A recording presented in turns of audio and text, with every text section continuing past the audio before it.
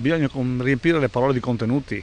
Tutti diciamo che il Veneto è bello, deve migliorare, deve essere attraente, che il turismo sarà in qualche modo la risorsa economica del futuro, che dobbiamo preparare un Veneto per i turisti del futuro, di tutto il mondo, e che il paesaggio è quel qualcosa su cui si poggia questa offerta turistica importante. Se poi le parole devono essere fatte, devi formare coloro che poi fanno bello il paesaggio, che progettano il paesaggio, che convincono i cittadini a farlo migliore il paesaggio.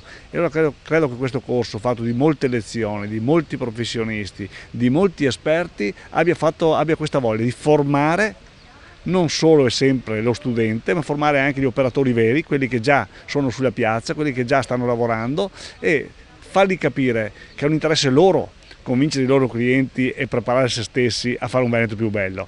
Credo che la qualità di questo convegno, la qualità di questo percorso di formazione, la passione con cui abbiamo avuto partecipazione e sviluppo di contenuti ci dica che è stata una strada giusta. Buona la collaborazione con gli ordini, buona la collaborazione della regione con la provincia.